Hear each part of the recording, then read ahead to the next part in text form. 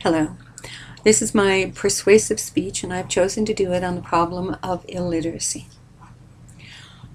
As a girl, I was shy in a rural area, so I grew up reading books. I could travel anywhere in the world and have so many adventures through the pages of the books in my local bookmobile. Books were my best friends. Maybe that's why I've always been passionate about literacy programs. I believe that everyone should be able to read, and I think it's really sad if someone can't. So today I want to talk to you about national illiteracy statistics, what that can mean to an adult who cannot read, and then I want to urge you to volunteer some time to a literacy program near you. So, are there really any adults who can't read? You may be surprised.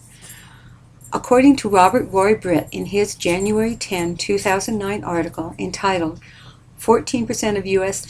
adults can't read, that's right, you heard it, 14% of Americans, about 1 in 7, are illiterate. He is quoting from 2003 figures, the last ones available, which showed that 32 million Americans lack basic literacy skill. That means they cannot read a newspaper or understand the directions on a bottle of pills. These figures were reached through the National Assessment of Adult Literacy, the NAAL, conducted by the U.S. Department of Education in 1992 and again in 2003.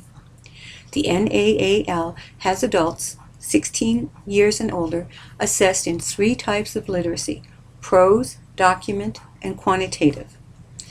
The United States Department of Education defines literacy as using printed and written information to function in society, to achieve one's goals, and to develop one's knowledge and potential.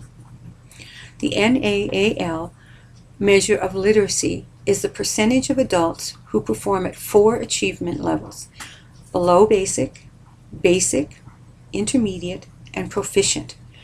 In each type of literacy, prose, document, and quantitative, 13% of adults were at or above proficient, indicating that they possess the skills necessary to perform complex and challenging literacy activities. 22% of adults, though, were below basic, indicating they possess no more than the most simple and concrete literacy skills in quantitative literacy, compared with 14% in prose literacy and 12% in document literacy. The NAAL has also found that differences in average literacy scores were apparent by sex and race and ethnicity. Women scored higher than men on prose and document literacy. Men outperformed women on quantitative literacy. White and Asian Pacific Islander adults had higher average scores than their Black and Hispanic peers in all 3 types of literacy assessed.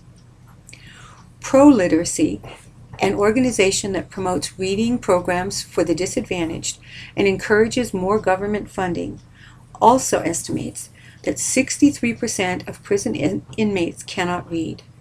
774 million people worldwide are illiterate, and 2/3 of the world's illiterate are women, showing that illiteracy is a worldwide problem.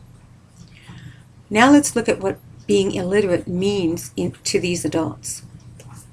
David C. Harvey, President and CEO of Pro-Literacy, stated in response to the above statistics, "The crisis of adult literacy is getting worse, and investment in education and support programs is essential.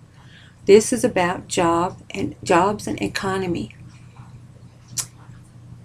He also stated that more than 1 million people lost their jobs in 2008, and the new unemployment figures are the highest in 16 years. A large number of the unemployed are low-skilled individuals who struggle with everyday reading, writing, and math tasks.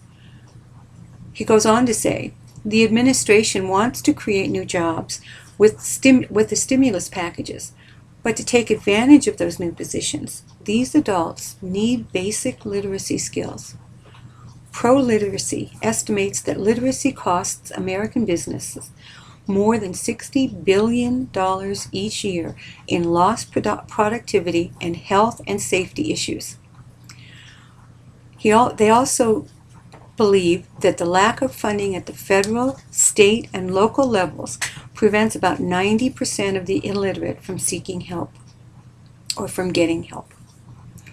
So, businesses are losing money, people can't get jobs, productivity, health, and safety all suffer. This sounds pretty bad.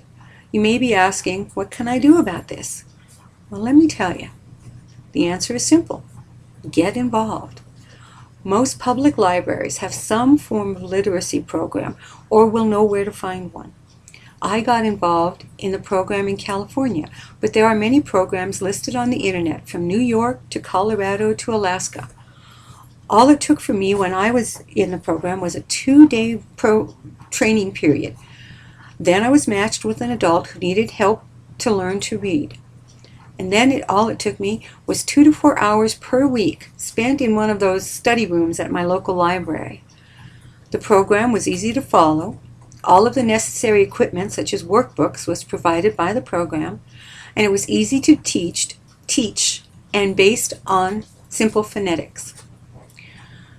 Now that you know the breadth of the problem and the dire consequences to so many, won't you get involved? Just imagine the look of wonder and empowerment on the face of an adult who had been restricted and restrained before you helped them learn to read. I can tell you, it's amazing. Thank you.